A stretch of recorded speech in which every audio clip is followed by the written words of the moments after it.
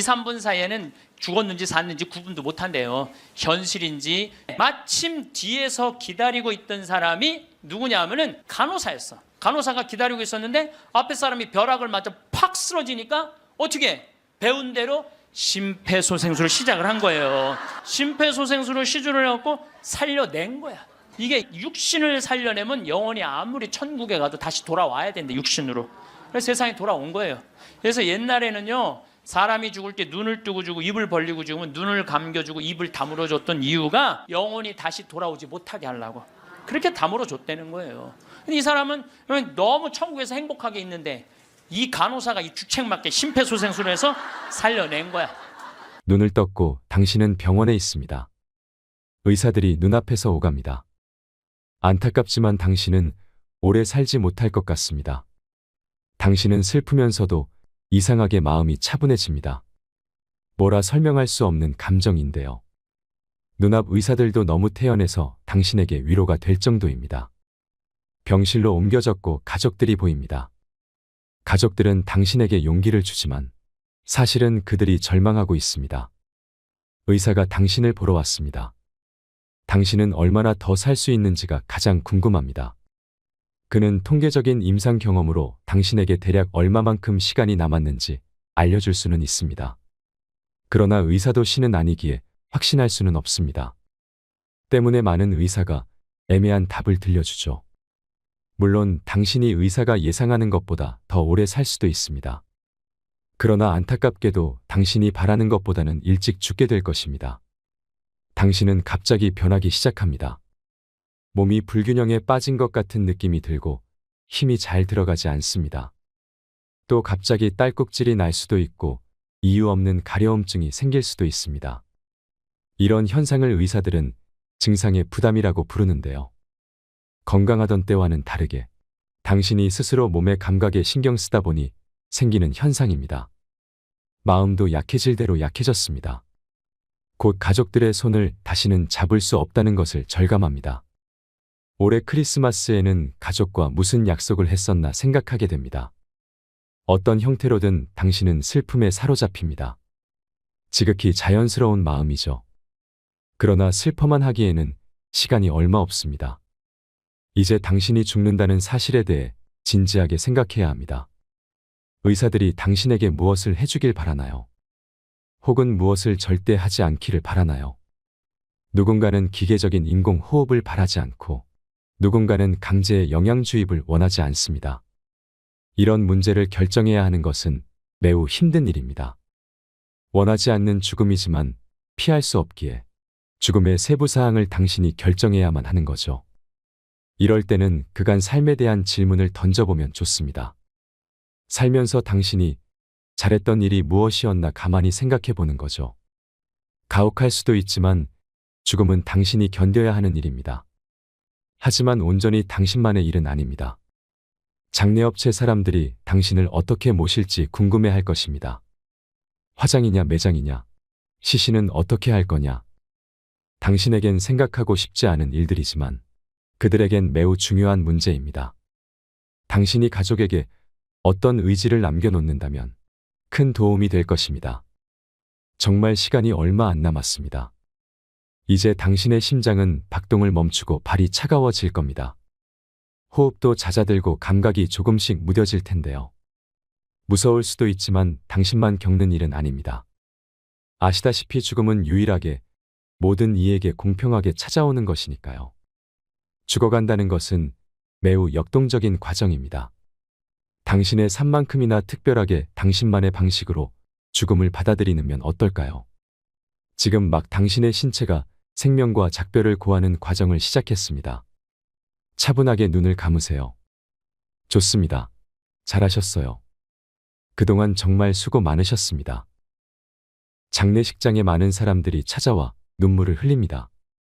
하지만 사진 속 당신의 마지막 얼굴은 너무나도 밝게 웃고 있습니다.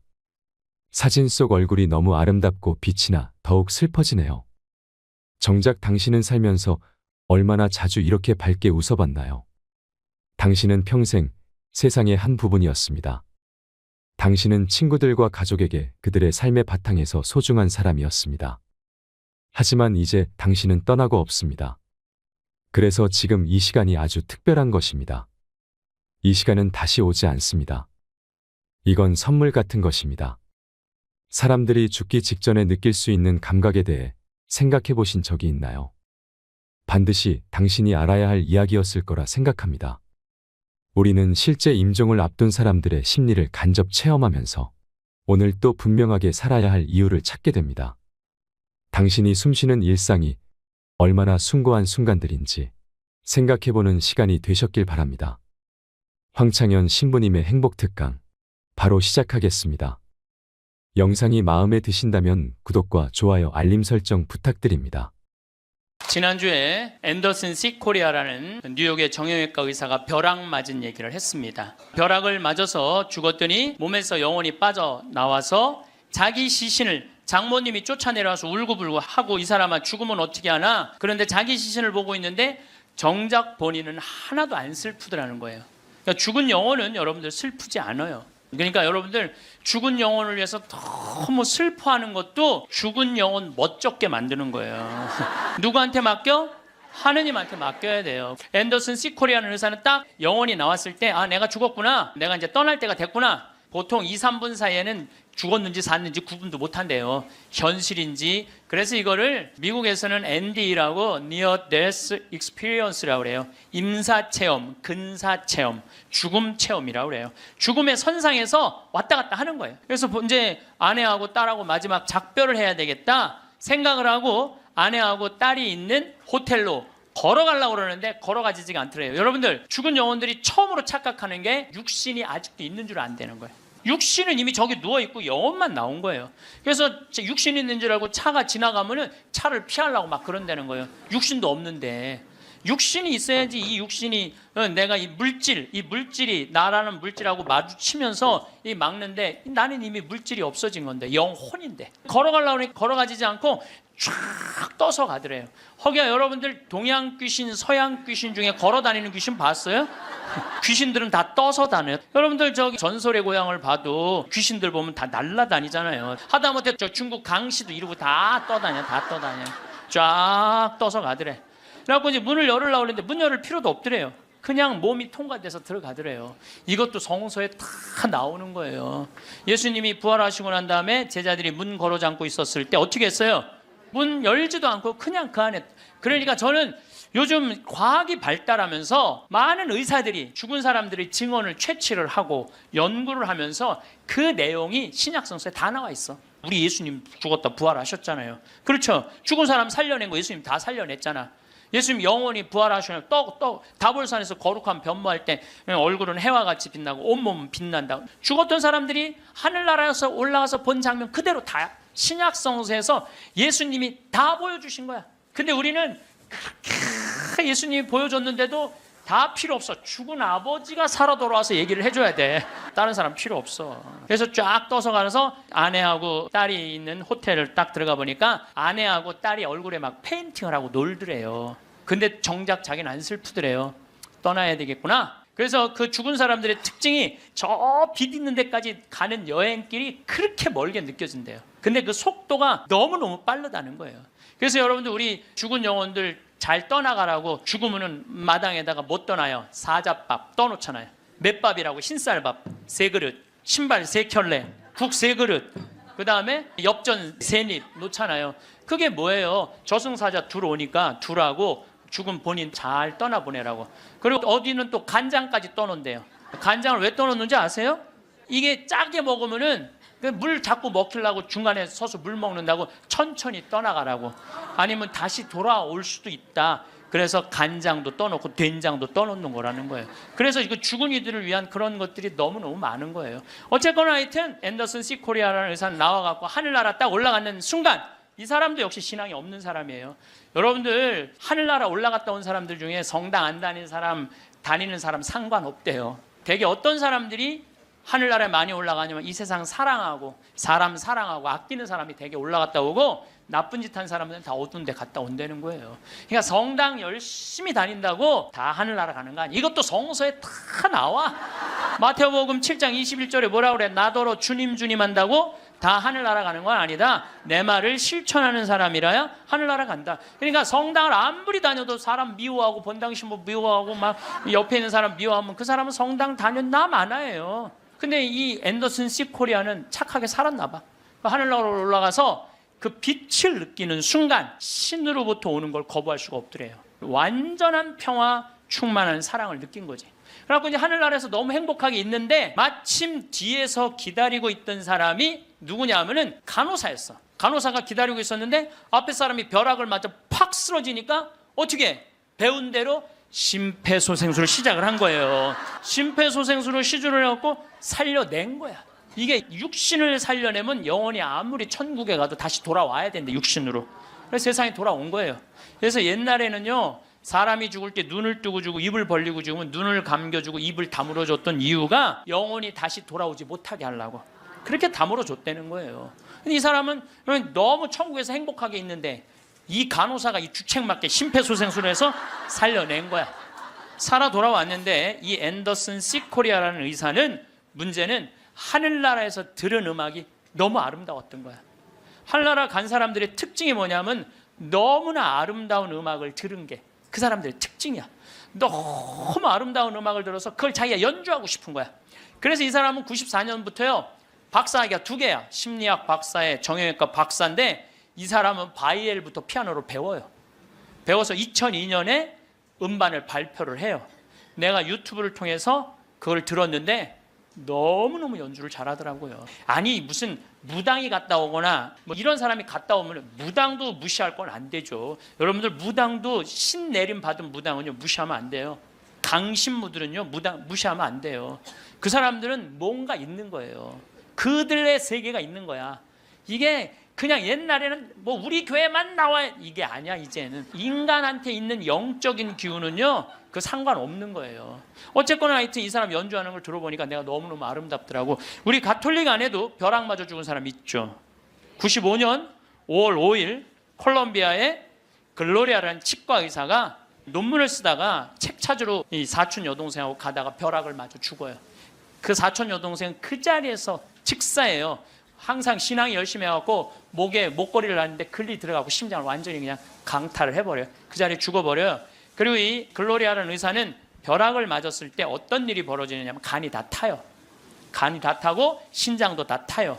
난소도 다 타버려요. 난소도 다 타버리고 이 젖꼭지로 번개가 나와요. 그래갖고 이 오른쪽 젖꼭지가 날아가버려요. 젖이. 그럼 완전히 다리도 다 타고 완전히 죽은 거죠. 근데 이 여동생이 그 병원에 또 의사였어. 의사들이 죽었다. 이거 산소호흡기 뛰자. 절대 못 뛰겠다 난. 우리 언니는 죽은 게 아니다. 이 사람은 영혼인데 나가갖고 하늘나라 올라가갖고 천국, 연옥, 지옥 다 돌아다니는 거예요. 그리고 이 사람은 16살 때 낙태를 해요. 그러면서 하느님이 너 낙태한 거 그래 다 보여주는 거야.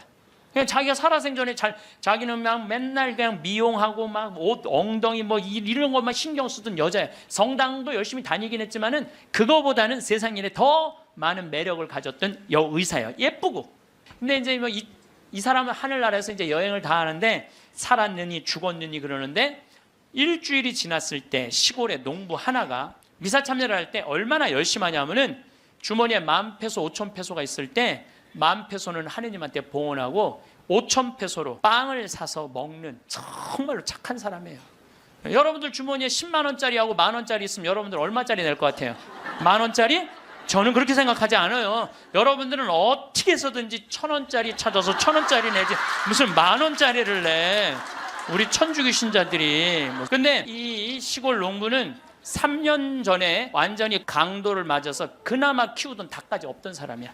아무것도 없는데 하느님한테 10,000페소 봉헌하고 5,000페소로 빵을 사요. 근데 저도 이번에 남미에 한 달 동안 강의 갔다 왔지만은 남미 사람들은요 빵을 다 신문지에 싸서 팔아요. 그리고 그 신문지를 싸서 빵을 펼치는데 신문지에 글로리아라는 의사 기사가 떠요. 그걸 보고 이 사람 그 자리에 무릎을 꿇어요. 하느님, 이 능력 있는 의사를 만약에 살려 돌려보내신다면 내가 성모님 성지 순례를 갈 것이고 죽은 이들을 위한 기도를 열심히 하겠다고. 그걸 하느님이 들어요. 참 신기하죠? 그 사경을 헤매는 그 글로리아라는 의사한테 하느님이 하늘나라에서 이런 얘기를 해요. 내가 너를 살려 돌려보낼 것이다. 왜 돌려보내느냐면은 너의 공로가 아니다.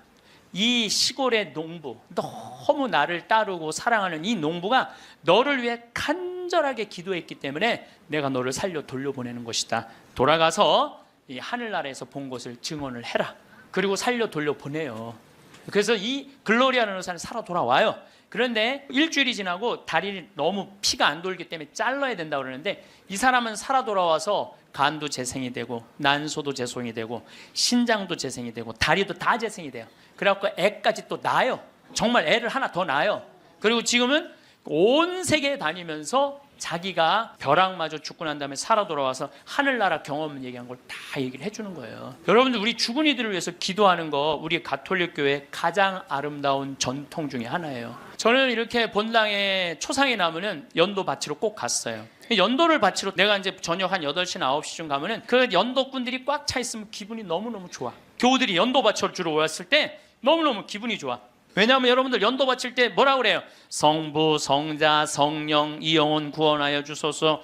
성모님, 요셉 성인 이 영혼 구원하여 주소서. 모든 천사이들 이름 부르면서 이 영혼 구원하여 주소서. 베드로, 야고보, 요한, 안드레아, 베네딕토, 루시아, 아네스 이 영혼 구해달라고 계속 성인들 이름 부르면서 구원해달라고 그러잖아요. 그럼 여러분들 생각을 해봐요. 우리가 이제 죽으면 하늘나라 올라가면은 하느님이 심판하지 않는다니까요. 베드로한테 맡겼잖아요. 베드로가 이제 천당 보낼지 연옥 보낼지 지옥 보낼지 결정할 거 아니야. 혼자 결정하지 않을 거예요. 수호천사 부르고 아까 성서에도 얘기했잖아요. 하늘의 천사가 너를 지켜보고 있을 것이다. 수호천사 부르고 수호 성인 부르고 연관된 성인들 다 불러서 천당 보낼 거냐 지옥 보낼 거냐 연옥 보낼 거냐 얘기를 할 거야. 근데 밑에서 계속 이름 불러대면 성인들이 회의하다 뭐라 그럴 것 같아요? 야 우리 이름 이렇게 불러대는데 웬만하면 올려보내자 그냥. 그게 바로 연도의 효과예요. 연도의 효과. 그래서 여러분들 본당에서 세상 떠나는 교우들이 연도 났다 그러면은 시간 내서 꼭 가서 술을 먹으라는 것도 아니고 그냥 잔치밥을 먹으라는 것도 아니에요. 그냥 여러분들 가서 연도 바쳐주는 거 최고의 선물이에요. 제가 지난 봄에 우리 교구에 젊은 신부님 엄마가 돌아가셔서 61에. 근데 그 엄마가 나 한참 병 모으고 비누 공장 할 때 많이 도와줬던 엄마야. 송탄 본당 자매님인데 내가 또 너무 우리 생태마을에서 그 아들은 지금 유학 가 있는데 우리 생태마을에서 같이 나오고 일도 많이 하고 그래서 내가 사순식에 인천교구에서 사순 피정을 해주고 저녁 주일날 밤 9시에 송탄 장례식장을 갔어요. 갔는데 사순식이면 신부들이 얼마나 피곤해. 하루 종일 성사주고. 그런데도 그 9시에 그 엄마를 위해서 신부들이 30명이 모여 있더라고요. 다음 날은 물론 주교님이 월요일 날 장례 미사를 해 주시죠. 그런데 우리 수원교구는 신부님 부모님이 돌아가시면 주교님이 미사하기 전에 계속 매 시간 미사를 해요. 와서 그게 우리 신부들이 그 동기 신부들에 대한 예의야. 예의. 그래서 매 시간 그러니까 수백 명이 우리 수원교가 한 450명 되니까 수백 명이 와서 미사를 해주는 거야. 근데 그날도 내가 이제 마침 주례를 하게 돼갖고 미사를 주례를 하는데 하늘나라에서 회의하는 소리가 들리더라고요. 아니 진짜로 하늘나라에서 회의하는 소리가 들리더라니까요. 이번 분은 대단한 분인가 보다. 이거 신부들이 수백 명이 이렇게 미사를 봉헌하니 이번 분은 그냥 묻지도 따지지도 말고 올려보내라. 그래서 우리 신부 엄마는 묻지도 따지도 않고 천당 올라갔을 거예요. 분명히. 지난 봄에 또 내가 대국교구 교우들 위해서 토요일 날 강의를 갔어요. 그때도 1000명 이상 모였어요. 근데 오전 10시 강의인데 저는 항상 어디든 2시간 전에 도착을 해요. 강의 2시간 전에 도착을 해서 미리 이제 밥을 먹어요. 근데 이제 밥 먹을 때는 이 옷에 티면 안 되니까 항상 사복을 먼저 입어요. 사복을 입고 허름한 청국장 찌개집 아침에 청국장 찌개집을 들어갔어. 찌개집을 딱 들어갔는데 아주 멋있게 생긴 노신사가 머리가 하얀 노신사가 나를 딱 보더니 눈이 점점 커지는 거야. 그러니까 나를 아는 거지. 나를 아는데 근데 이제 로만 칼날 아내니까 진가민가 했나 봐요. 그렇다고 내가 가사 걷고 저는 황창현 신부입니다 이렇게 할 수가 있나. 그냥 아시는 걸로 끝나는 거죠. 그래서 앉아갖고 이제 그 노신사 먼저 밥이 나왔어요.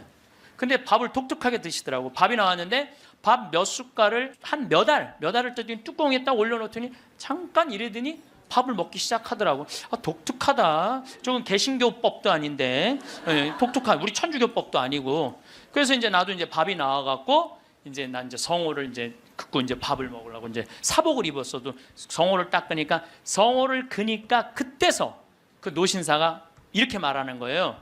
혹시 황창현 신부님이시냐고? 그래서 나 황창현 신부 맞다고. 그랬더니 자기는 불자라는 거예요.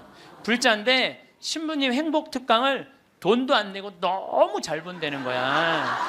어쩜 이렇게 젊은 신부가 모르는 게 없냐고.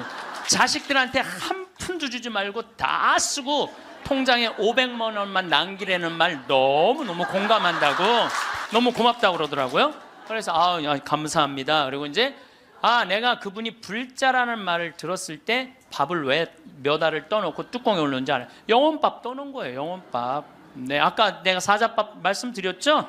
우리 죽으면 영혼들 떠나 보내듯이 여러분들 우리도 밭에 나가고 일할 때 참 나오면 밥 몇 알 뿌리면서 뭐라 그래요? 이게요, 제가 아까 얘기했지만은 이게 영혼은 천주교 신자들만의 공유물은 아니에요. 모든 인간들이 죽어서 영원한 여행을 떠나는 거예요. 그 여행을 우리는 좀 안전한 동아줄을 떠나는 거고, 하느님 믿지 않는 사람은 어느 줄을 잡아야 되는지 모르고 떠나는 것 뿐이죠. 우리는 좋은 줄을 잡고 있는 거죠. 영혼밥 떠는 거죠. 그래갖고 이제 그 노신사는 이제 밥 먹고 갔어요. 나도 이제 밥을 다 먹고 계산을 하려고 그랬더니 아주머니가 아까 그 노신사가 밥값을 내고 갔다는 거예요. 내가 그때 깨달은 진리가 하나 있어요. 우리 천주교 신자들이요, 밥 먹을 때 반드시 성호를 긋고 먹어야 돼. 그래야지 뭔가 얻어먹는 게 있는 거예요. 여러분들 성호를 그어야지.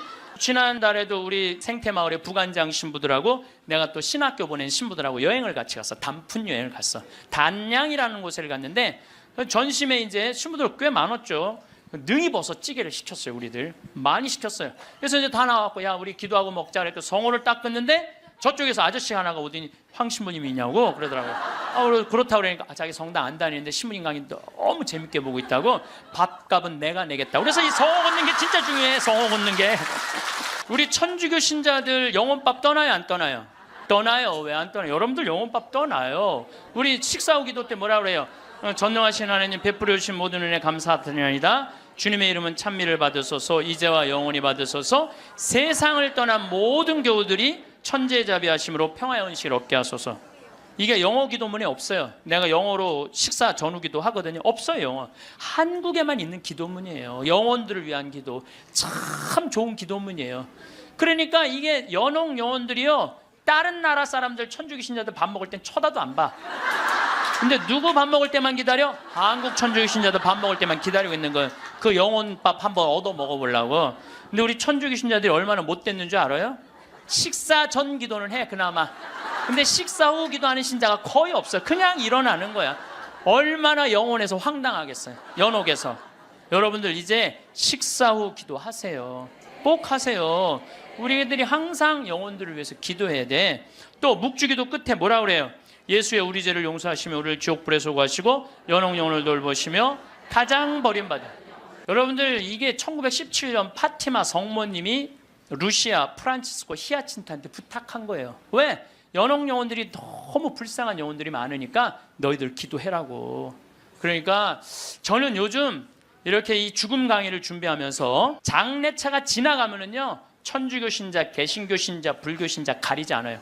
가리지 않고 성호 커요. 성호 걷고 하느님 저 영혼 구원해달라고 좀 기도해요. 나는 도저히 이해가 안 가는 종교단체가 있어요.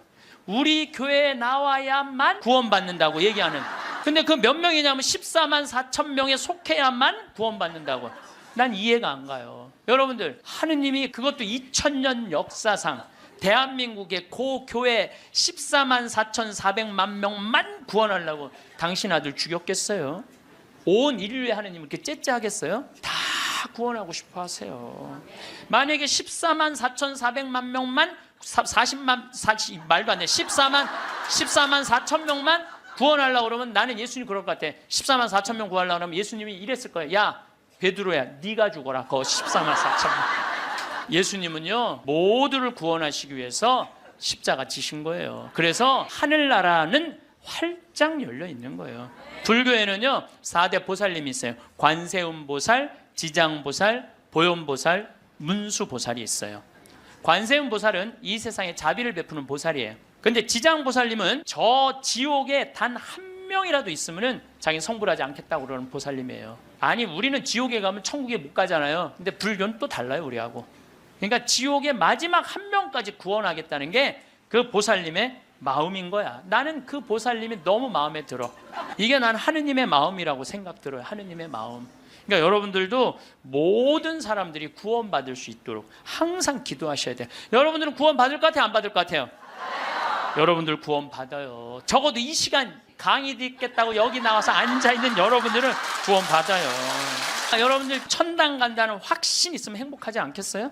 행복하죠? 내가 이제 막 죽을 때가 다 됐어. 근데 싹 하느님이 와갖고 한 일주일 전에 귀에다 대고 너 축하해, 너 천당이야 이렇게 얘기하면 행복할 것 같아요? 안 행복할 것 같아요? 행복하겠죠? 근데 이거를 누구한테 하느님이 하냐면 프란치스코 성인한테 해요. 프란치스코 성인한테 나타나갖고, 프란치스코는 굉장히 빨리 돌아가시잖아요. 40대 초반에 돌아가시잖아요. 하느님이 와서 너는 연옥의 벌을 면한다, 바로 천국이다. 그랬을 때 프란치스코 성인이 너무 행복하게 일주일 동안 밥을 안 먹었다는 거야. 너무 행복해서. 나도 지금 하느님이 오늘 저녁에 와갖고 창현아 너 천당이야, 너.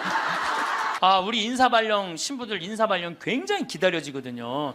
뭐 저야 뭐 평창에 있으니까 뭐 인사발령이 별로 없으니까.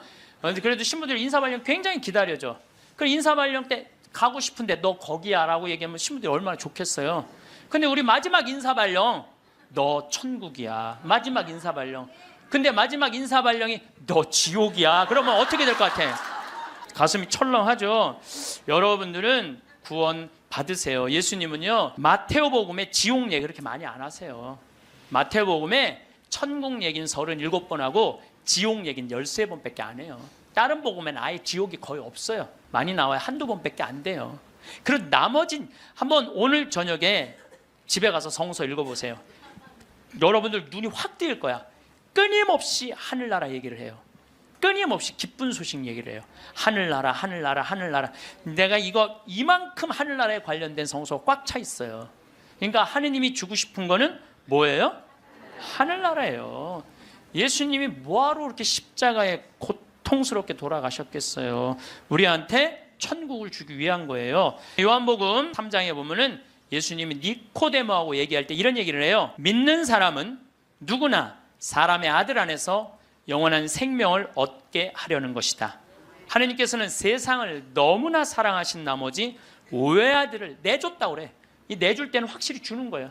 내주시오. 그를 믿는 사람은 누구나 멸망하지 않고 영원한 생명을 얻게 하셨다. 하느님께서 아들을 세상에 보내신 것은 세상을 심판하시려는 것이 아니라, 예수님이 한 말이에요. 하느님께서 아들을 세상에 보내신 것은 세상을 심판하시려는 것이 아니라 세상이 아들을 통하여 구원을 받게 하시려는 것이다. 참 쉽죠? 믿기만 하면 되는데 그게 이렇게 어려워? 믿기만 하는데 그거 그냥 천장 쳐다보고 있는 거야 없는 거야 이러고 앉아 있으니 참. 요한복음 5장 29절에도 선을 행한 이들은 부활하여 생명을 얻고 악을 저지른 자들은 부활하여 심판을 받을 것이다. 요한복음 5장 39절에 이런 얘기가 나와요. 너희는 성경에서 영원한 생명을 찾아 얻겠다는 생각으로 성경을 연구한다. 바로 그 성경이 나를 위하여 증언한다. 그런데도 너희는 나에게 와서 생명을 얻으려고 하지 않는다. 근데 왜 예수님은 우리한테 지옥 얘기를 가끔 하셨을까? 여러분들 자식들 이렇게 교육시킬 때 어떨 때는 좋은 얘기도 해주고 어떨 때는 혼내기도 하고 그러죠? 똑같은 거예요. 근데 혼낼 때도 여러분들 꼭 굳이 애를 그냥, 우리 어머니가 나 어렸을 때 너 정말 다리 밑에서 주워왔는데 진짜 너 다리 밑에 갖다 버린다? 이런 얘기 참 많이 하셨어요. 나는 원래 내가 고향이 다리 밑이 내 고향인 줄 알았어요. 하도 그런 얘기 많이 들어갖고. 근데 우리 어머니는 한 번도 다리 밑에 날 버리지 않으셨어요. 예수님도 똑같은 거예요. 아니 아버지가 자식 지옥 가기를 원하는 아버지가 어디 있어요? 그건 아버지가 아니지. 근데 우리는 하느님의 사랑을 많이 믿지를 못해요. 참 이렇게 의심하는지 몰라. 저는 본당 신부 10년을 하는 동안 총회장님 4분하고 살았어요. 근데 이 4분의 총회장님들이 정말 열심히 했어요. 일을. 그러니까 우리 평창 신부들이 성당에 오면 맨날 총회장이 있는단 말이야. 야, 니네 총회장을 어떻게 하길래 저렇게 열심히 하냐? 나 별말 안 했어. 딱 한마디밖에 안 했어. 무슨 말 했는데? 나는 총회장님을 믿는다. 믿는다는 말 한마디에 총회장님이 책임감을 느끼는 거예요. 본당 신부가 믿는다는데 그러니까 저는 강의 다닌다고 성당 거의 있었던 적이 없어. 맨날 성당 비우고 돌아다녔는데 두 번 다 성당을, 신설 성당이니까 성당을 하나는 전 신부님이 져주신 거 내가 완성을 했고, 두 번째 성당은 내가 처음부터 끝까지 졌거든요. 그래도 저도 성당에 생전 안 붙어 있었어요. 그래도 성당 너무 잘 져줬어. 근데 누가 다 책임진 거예요? 총회장이 다 책임. 뭐 때문에? 내가 믿는다는 말 한마디에. 여러분들, 그 많은 신들 중에, 인도에는 신이 3억 명이나 된다는데, 그 많은 신들 중에 야훼 하느님 당신만을 나의 주님으로 믿습니다라고 고백하면은 하느님은 나한테 책임감 느낄 것 같아, 안 느낄 것 같아요? 아니 저놈이 날 믿는다는데 저거 하나 천당에 못 데리고 오겠어요? 근데 만약에 여러분들이 어느 날은 믿는 것 같고 어느 날은 안 믿는 것 같고, 그럼 하느님은 어떠실 것 같아요? 어느 날은 책임져야 될 것 같고 어느 날은 책임지지 않아도 될 것 같고 그러네. 믿으려면 어떻게 믿어야 돼? 확실하게 믿어야 돼. 그리고요, 제가 예비자 교리 참 잊지 못하는 예비자가 하나 있었어. 6개월 동안 그렇게 예수님에 대해서 얘기하고 성경에 대해서 얘기하고 예수님 증언했는데, 6개월 후에 교리 마지막 끝에 자, 마지막으로 질문해 보십시오 그랬더니 딱 손을 들더니 신부님 솔직히 얘기해 달라는 거예요. 뭘 솔직히 얘기하냐니까 진짜 예수님 믿냐고 솔직히 해달라는. 6개월 지났는데. 자, 여러분들도 저한테 그렇게 물어보고 신부님 솔직히 한번 얘기해 보라고, 예수님 믿느냐고. 내가 이스라엘 다녀오고 과달루페 가고 파티마 가고 루르도 가고 또 수많은 사제생활 23년 하면서 수많은 신앙 체험하고, 나도 신앙 체험하면서 내가 느낀 게 있어요. 내가 확실하게 나한테 물으면 내가 얘기할게. 하느님 확실하게 살아계셔. 그런데 문제는 내 영혼의 상태 때문에 하느님을 느끼지 못하는 거예요. 하느님은 그냥 계셔. 근데 내 이놈의 영혼이 왔다 갔다 하는 거지. 하느님이 있다 없다 하는 게 아니야. 내 마음 안에 신앙이 있다 없다 하는 거지. 하느님은 그냥 그대로 그 자리에 계셔. 내가 깨어서 기도하고 주님을 끊임없이 찾고 주님께 찬양을 드리고 감사를 드리면요, 주님은 응답해 주세요. 근데 혼자 그냥 방구석에 갖고 있는 거야 없는 거야 이러면은요, 아무리 대답해 주고 싶어도 방구석에서 나와야지. 근데 여기 지금 나와 있는 분들은 대답을 듣잖아요. 마태복음 25장에 슬기로운 처녀, 미련한 처녀 얘기가 나와요. 슬기로운 처녀 등잔에는 기름이 많았고 미련한 처녀 등잔에는 기름이 하나도 없었어. 미련한 처녀들은 어떤 처녀들이 미련한 처녀들이냐면 맨날 의심하고 성당도 안 나오고 가난한 사람도 안 도와주고 그냥 이러고 있는 처녀들이 미련한 처녀들이에요. 슬기로운 처녀들은 어떤 처녀들이야? 명동에서 피정 있다 그러면 아침부터 와서 앉아있고, 이 처녀들이 기름 종지에 기름이 많은 처녀들이에요. 여러분들이 이웃에게 복음을 선포하고 참된 삶의 길, 진리의 길을 가르쳐주는 거 기름 한 방울 모으는 일이에요. 성교에는 어느 누구도 개인이 지옥에 떨어졌다고 단정 짓지 말라는 거예요. 하다못해 어떤 부인이 남편이 다리에서 뛰어내려서 죽었어. 자살을 했어.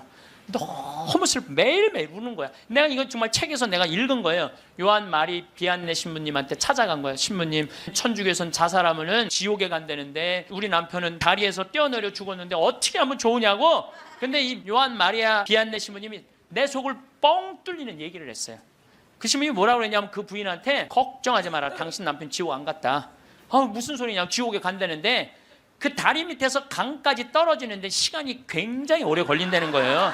떨어지는 사이에 회개를 했다는 거예요. 웃을 일이 아니에요. 아니 내가 왜 말만 하면 웃어.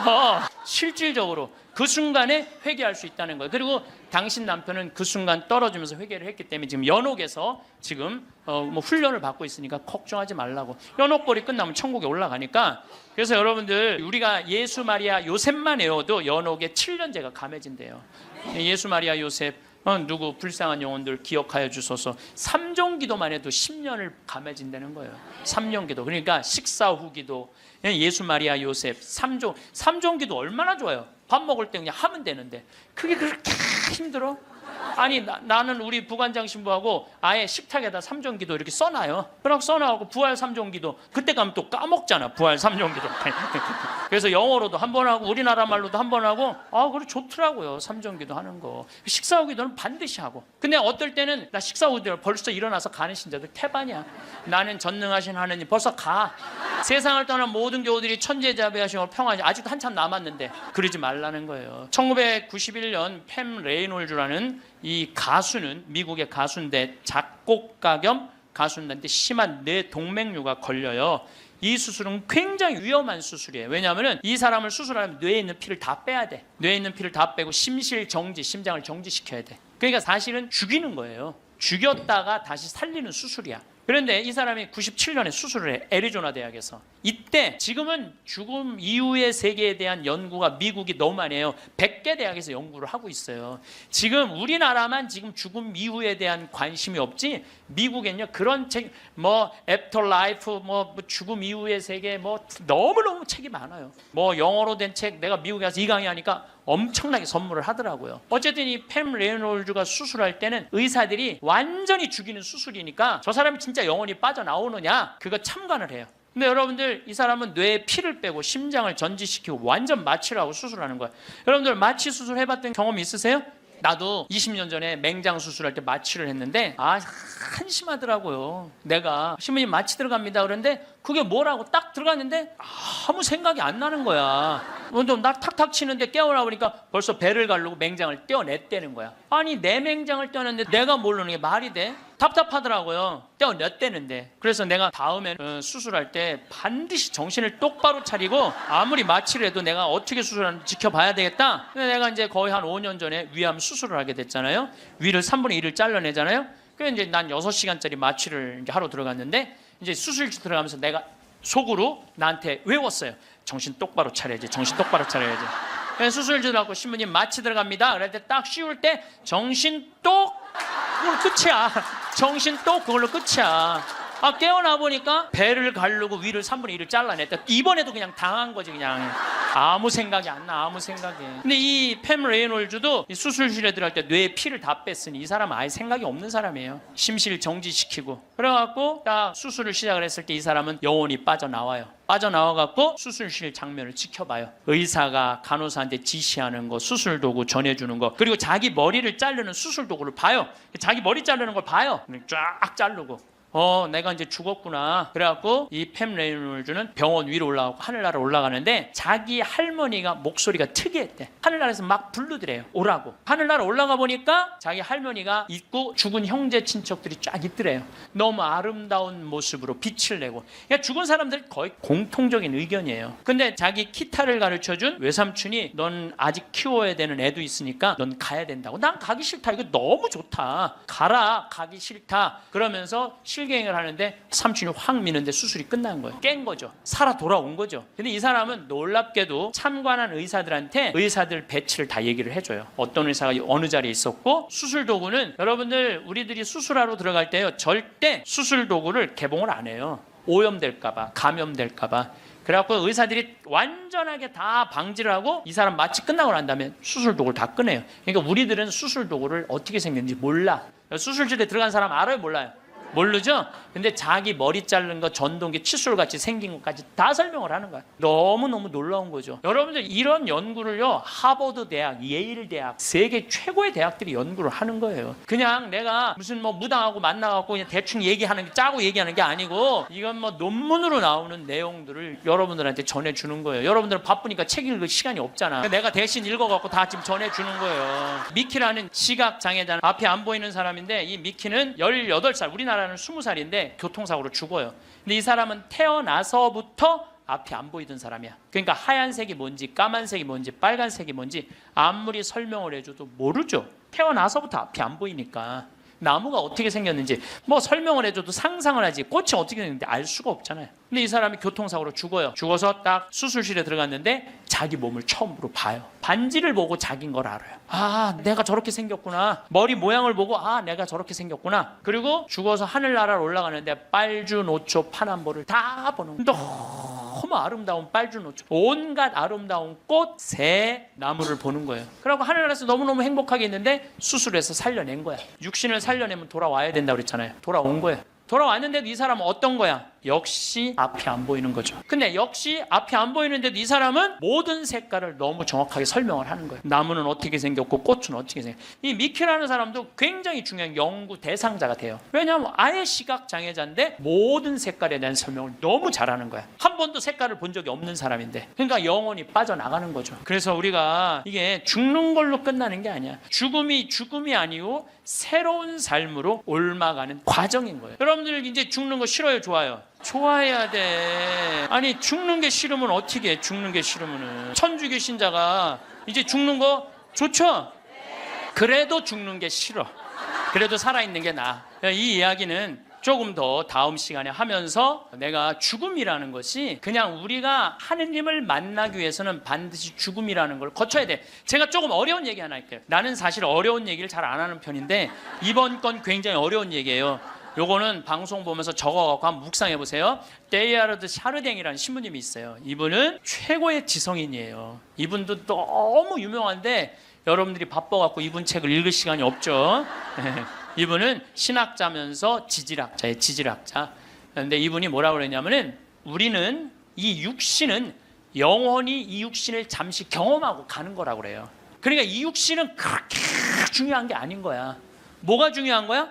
영혼이 중요한 거야. 영혼이 중요한데 우린 영적인 삶을 살지 않기 때문에 그 영적인 세계에 대해서 답답한 거예요. 그러니까 너무 육신에 매달리는 거, 육신의 관계에 매달릴 때 영혼의 그 영적인 세계가 죽는 거예요. 그래서 여러분들 기도하는 시간 자주 가지시고 이런 피정 시간 자주 가지시고 그럴 때 영혼의 눈이 뜨일 때 내가 쓰고 있는 육신이 언젠가 떠나야 되는 육신이라는 걸 깨닫게 될 때 삶의 지혜는요 엄청나게 바뀔 거예요. 자, 여러분들 마침 기도로 그 유명한 천상병 시인의 귀천 하늘로 간다. 우리는 언젠가 하늘나라로 가잖아요. 그거 기도 바치겠습니다. 귀천 나 하늘로 돌아가리라. 새벽빛 와 닿으면 이슬 더불어 손에 손을 잡고 나 하늘로 돌아가리라. 노을빛 함께 단둘이서 길슬개서 놀다가 구름 손짓하면은 나 하늘로 돌아가리라. 아름다운 이 세상 소풍 끝내는 날 가서 아름다웠더라고 말하리라. 감사합니다. 황창현 신부님의 강의가 어떠셨나요? 불확실성으로 가득 찬 우리의 인생에서 확실한 한 가지는 우리가 죽는다는 것입니다. 얼마 전 40여 년간 의사와 대학 교수로 근무하다 암 진단을 받고 퇴임을 한 소화기 내과 권위자가 죽음관의 중요성을 강조했습니다. 수많은 죽음을 목격하면서 깨닫게 된 사실, 죽기 직전에 이걸 후회한다라는 주제의 연설에서 그는 죽기 몇 달 전부터 오는 증상은 세상 일에 관심이 없어지고 주로 잠을 자고 이런 것들로 시작해서 임종이 임박해서는 혈액순환이 안 되니까 피부에 반점이 나타나고 가래가 들끓고 소변을 잘 안 보게 되는 것들이 임종이 임박한 증상이라고 볼 수가 있다고 운을 뗐습니다. 저명한 의학 학술지의 논문들을 토대로 임종이 다가온 이들이 근사체험을 겪게 된다고 전하기도 했습니다. 생전의 삶이 파노라마처럼 펼쳐지는 회고가 근사체험의 여러 요소 가운데 하나라는 게 그의 설명입니다. 그러면서 수십 년간의 삶이지만 짧은 시간에 중요한 사건들을 전부 되돌아보게 된다는 것이라고 전했습니다. 아울러 죽음은 소멸이 아닌 옮겨감이라고 말합니다. 죽음은 삶의 마지막 단계이고 어떤 면에서는 마지막 성장의 기회라고도 볼 수가 있습니다. 그러므로 우리는 메멘토 모리, 나도 언젠가 죽는다는 걸 자주 기억하고 이런 죽음관을 가능한 일찍 갖는 게 무엇보다 중요합니다. 암 환자가 가장 후회하는 부분으로는 후회와 원망의 반응이 대표적이라고 합니다. 또 암에 걸리기 전으로 돌아간다면 무엇부터 할 것인가라는 물음에는 후회하지 말고 무엇이든 조금 더 일찍 했으면 좋았겠다는 대답이 많았습니다. 그러면서 많은 사람들이 빨라도 40대 후반, 50을 보는 나이에 비로소 그런 생각을 하지만 이런 생각을 10년만 좀 더 빨리 했다면 자신의 삶 자체가 상당히 많이 달라지지 않았을까 생각한다고 답했다고 합니다. 나는 어떻게 죽음을 맞이할 건지 우리는 건강할 때부터 생각해봐야 합니다. 병이 없을 때, 건강할 때 유언장을 쓴다든가 사전연명의료의향서를 작성해봐야 됩니다. 건강할 때 생각해보고 필연적으로 맞게 될 죽음을 어떻게 맞이하고 해나갈 건지 생각을 자주 하는 게 굉장히 중요합니다. 여러분, 죽음을 두려워하지 말고 죽음에 의연해지세요. 그러면 행복한 노후, 행복한 죽음을 맞이할 수 있을 것입니다. 이상으로 책틀맨이었습니다. 지혜를 쌓는 당신의 오늘이 아름답습니다. 더 좋은 영상으로 찾아뵙겠습니다. 사람 위에 사람 없고 사람 밑에 사람 없다. 언제 우리가 이런 말 쓰죠? 내가 사람 취급 못 받을 때. 근데 대한민국에 보면은 돈 있고 권력 있는 사람들이 돈 없고 권력 없는 사람들을 무시하는 경향이 너무나 커요. 대한민국은요, 돈 있으면요, 갑질을 너무나 많이 해요. 어쨌든 70살 먹은 아줌마가, 부자 동네 아줌마가 1층에 있는 이 경비 아저씨를 베란다 창문을 열고 부른대요. 어이 경비. 그럼 경비가 와서 5층을 이렇게 올려다보면은 간식 먹으라고 떡을 던져준대. 5층에서 1층으로. 여러분들, 개한테도 5층에서 1층에 던져주면 안 돼요. 저는 제가 키우는 개가 있는데 간식을 줄 때 어떻게 하느냐면 손바닥에 올려놓고 드시라고 이렇게 제가 개한테도 드시라고 내가 이렇게 줘요. 하물며 사람한테 5층에서 1층으로. 제가 그 후기를 좀 읽어보니까 그 경비 아저씨하고 친했대요. 친해서 장난으로 그랬다는 거예요. 여러분들, 본인은 장난일 수 있지만 1층에서 받아먹는 사람은 장난이 아니에요. 본인은 장난일 수 있지만 그것도 꼭 유통기한 지난 걸 줬다는 거. 유통기한 지난 거. 이게 사람 위에 사람 있고 사람 밑에 사람 있는 거죠. 오죽하면은 분신 자살을 했겠어요. 우리 마음 안에는 천사와 악마가 동거합니다. 성당에 나와 고해성사를 보고 피정할 때는 가족과 이웃 모두 사랑할 수 있을 것 같지만 일상 안에서 갈등을 겪게 되면 내 안의 악마를 쉽게 느낄 수 있지요. 예수님께서도 악마의 유혹을 받으셨습니다. 40일 동안 단식하시고 배가 고플 때 당신이 하느님의 아들이라면 이 돌들에게 빵이 되라고 해보시오 하는 유혹을 받으셨습니다. 우리가 세상에 살면서 가장 많이 받는 유혹은 돈에 대한 유혹입니다. 30년 동안 일해서 3억 원을 모았다고 가정해 볼까요? 국민연금 가입을 해두면 한 달에 100만 원씩 죽을 때까지 쓸 수 있는 돈입니다.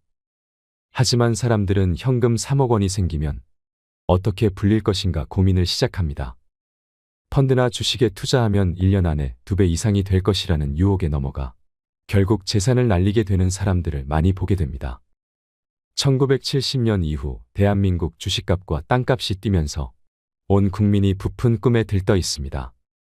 1+1이 10도 되고 100도 될 수 있다는 유혹에 사람들이 쉽게 빠지게 된 것입니다. 아프리카에는 원숭이를 잡는 비법이 있습니다. 원숭이 손이 들어갈 만한 주둥이가 있는 항아리 안에 자갈을 깔고 바나나를 놓습니다. 그 안에 있는 바나나를 잡으면 주먹이 커져 항아리에서 손이 빠지지 않습니다. 바나나를 놓으면 항아리에서 손이 빠지는데 바나나를 놓기 싫어서 무거운 항아리를 들고 온종일 뛰어다니다 지친 원숭이를 잡아먹습니다. 우리 가운데에도 바나나를 놓지 못하는 사람들이 많습니다. 주식이나 땅과 같은 재물, 이러지도 못하고 저러지도 못하는 것들을 지금 놓으면 제일 행복합니다. 우리는 마음의 욕심 때문에 악마의 유혹에 쉽게 넘어가게 되는 것입니다.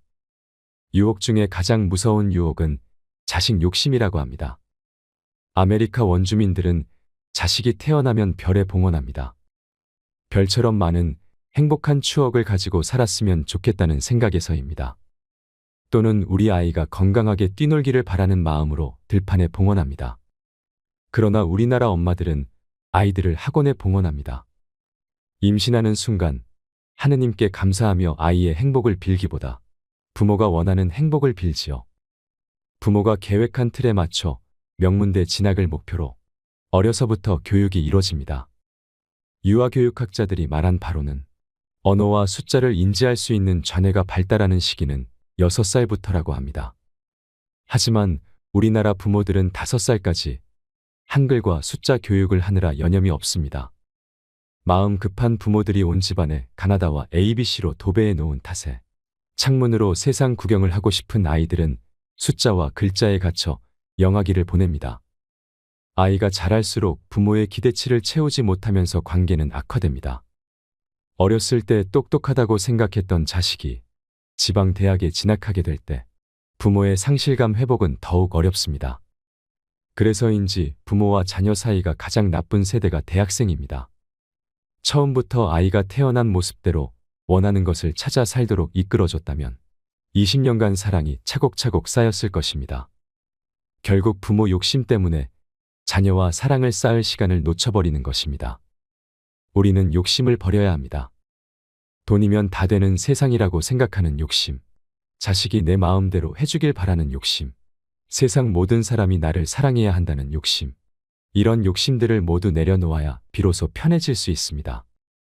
행복한 노후를 보내려면 노후의 지혜를 깨달아야 합니다. 오늘은 황창현 신부님의 행복 특강을 통해 우리 삶을 어떻게 껴안아야 하는지 듣겠습니다. 영상이 마음에 드신다면 구독과 좋아요, 알림 설정 부탁드립니다.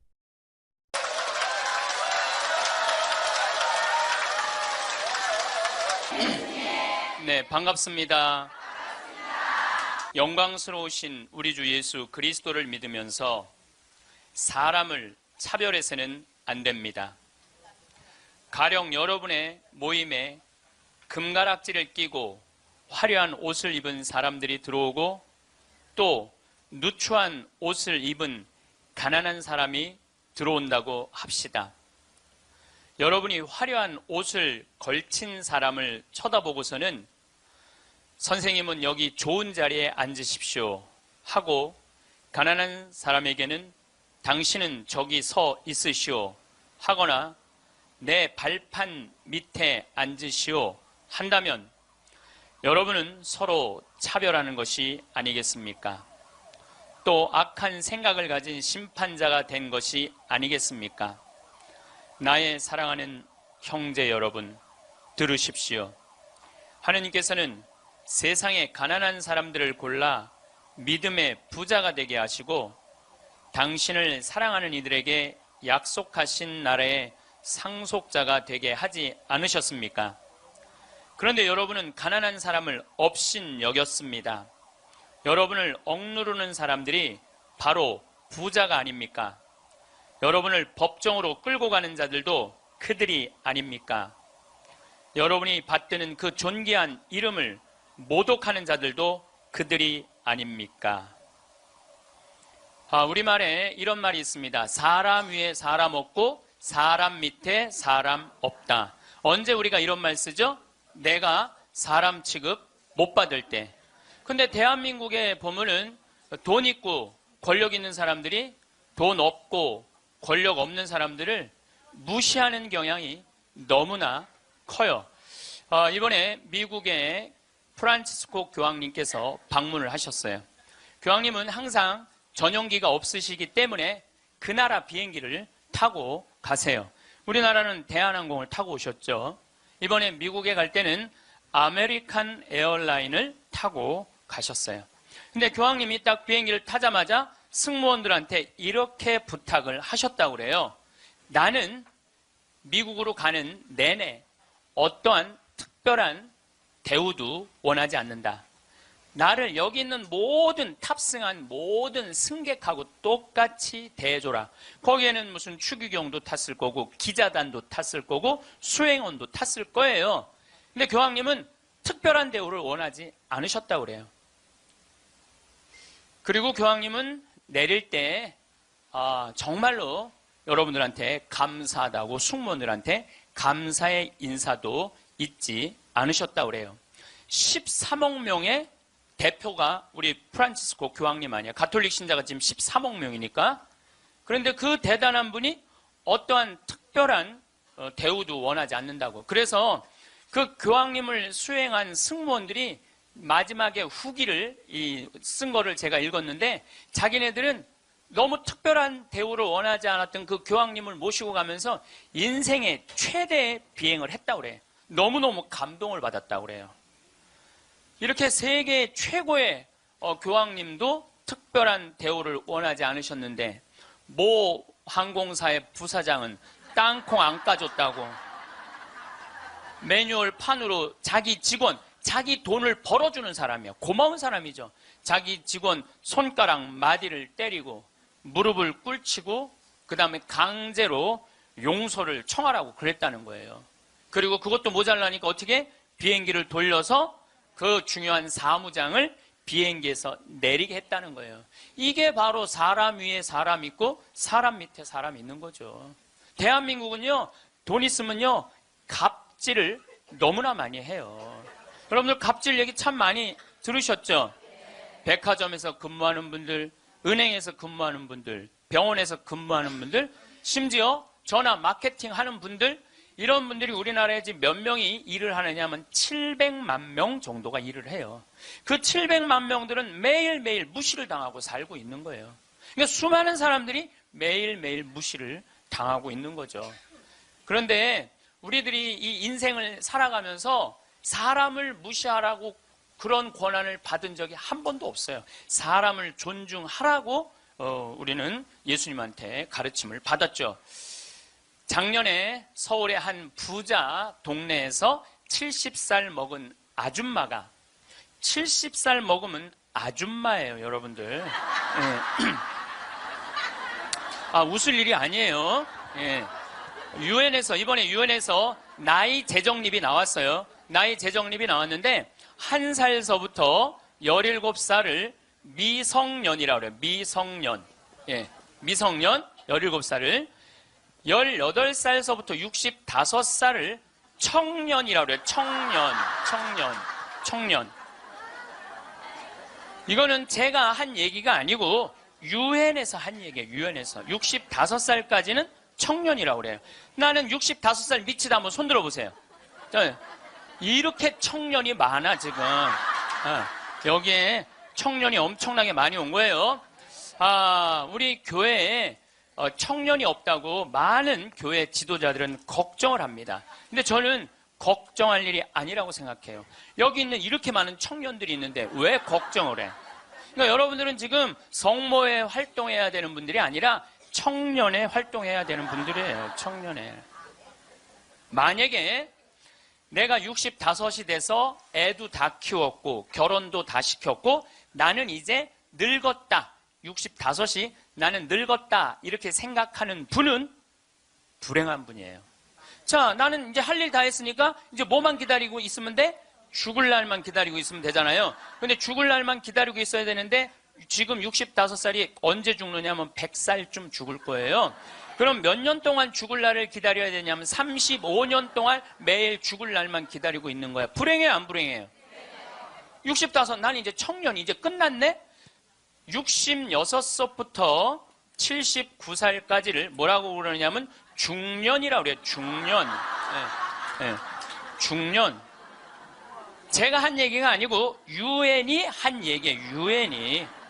66살부터 79살. 자, 나는 66에서 79살이다. 한번 손 들어보세요. 이게 다 중년들이에요. 중년들.